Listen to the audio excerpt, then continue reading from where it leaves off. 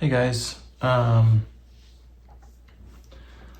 we had another night of grief group, and as I was sitting there, I thought, you know what I haven't done in a while is I haven't written a letter to my wife.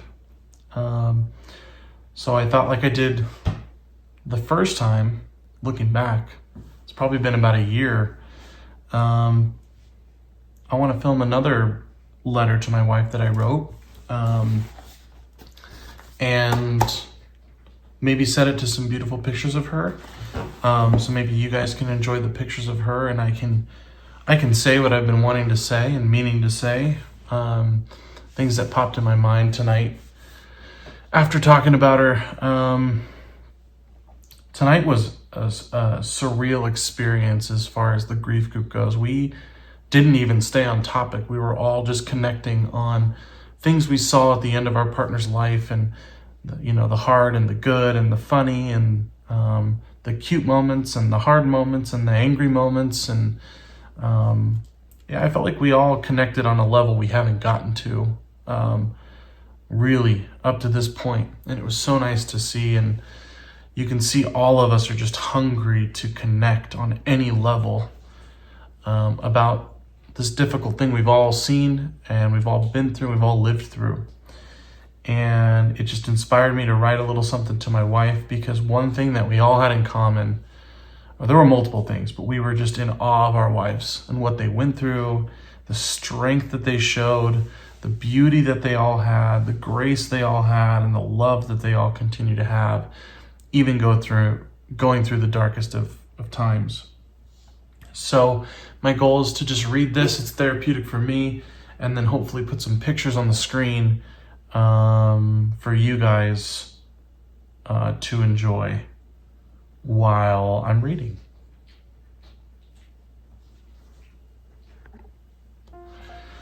Okay, a thank you letter to my wife.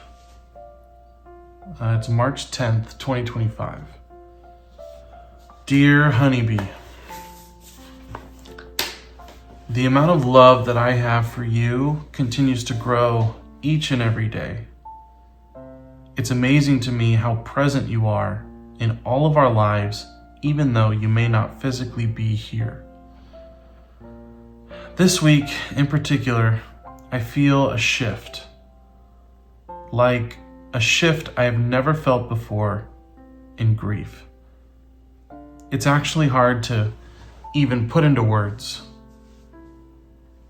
I have told multiple people this week that I feel your hand on my back, and I hear you say, "Good job, love," in your sweet, soft, amazing voice. You're a good daddy, an amazing husband, and most importantly, a good person. I will never be able to fully express my gratitude that I have for you, for the letters you left behind, for the videos you so thoughtfully created, this YouTube community that you've created for our family, and for the endless love that I continue to feel. I know you are by my side every step of the way. This week in my grief group, the guys and I shared some of our deepest and realest testimonies. And the common denominator was love, care, and compassion that we all had towards our beautiful and courageous wives.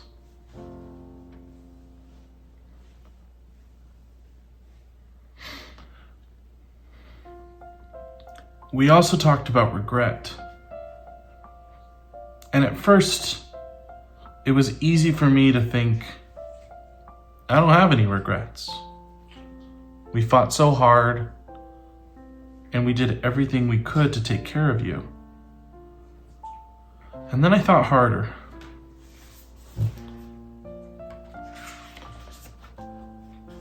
And what came to my mind was wishing that I would have spent more of my time next to you, saying I love you just one more time each day, extra massages anytime you wanted them.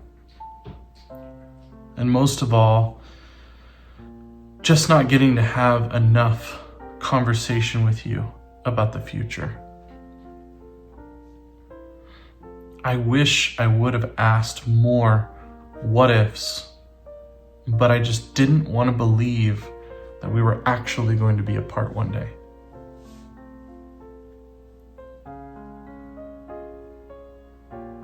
I regret not asking you more. But with all of that, with the regret and with the sadness, came the overwhelming feeling of just admiration for your courage to do the following.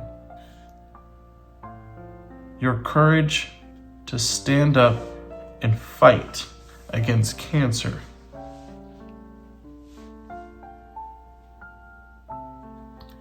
You fought so hard, so bravely, and you never, ever, ever, ever gave up and never gave in.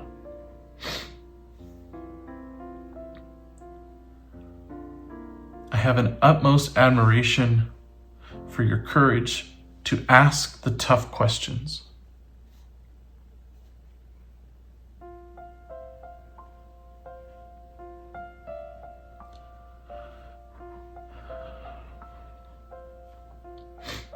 I don't think a lot of people understand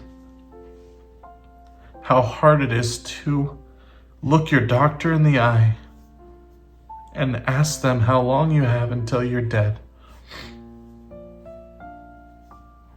And I was too afraid to do it. And you did it for me.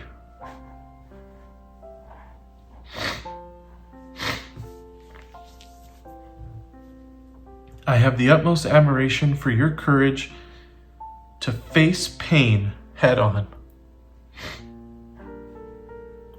Tonight, a lot of us talked about the pain our wives had to endure at the end of their lives.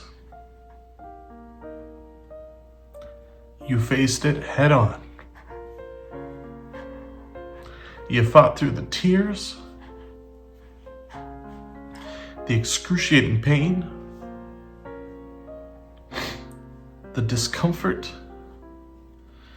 the nagging aches and sharp pains and shortness of breath. You faced it all bravely. I have the utmost admiration for your courage to have the difficult conversations when we didn't want to. When all we wanted to do is say that this cannot be happening and this cannot be real, you sat me down countless times and said, let's talk about the future.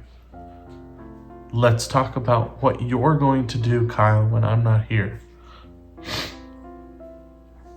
I did not want to do that. But you had so much courage to follow through, and because of that, I feel like I have direction when I shouldn't. I know some of the answers to things that I should not. We were able to discuss things that are now happening. And I kind of know what to do because of you. I have the utmost admiration for your courage to film.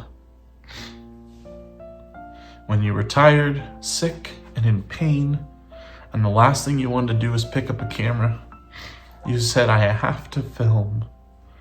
And I would say, you do not have to. And you'd say, I have to. I have a community who wants to see. I have people fighting cancer who need to learn. And my babies need to see their mom when I'm gone. Thank you for doing that. Because now our babies and I can constantly go back and see your beautiful face and hear your beautiful voice. I have the utmost admiration for your courage to face death in the eye.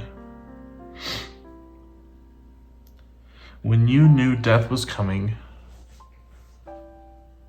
yes, you were afraid. Yes, you were sad. Yes, you weren't ready.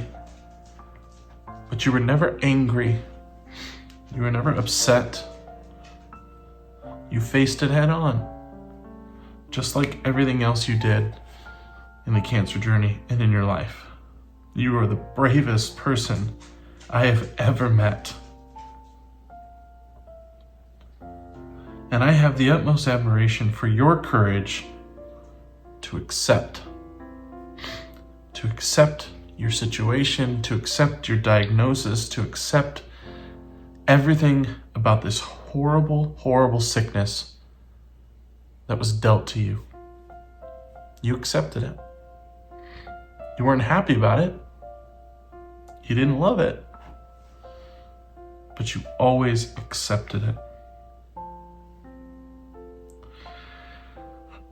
I am forever in awe of you. You are, and forever will be, my hero. Love, your husband. Your baby bear. I love you, sweetheart. Good night.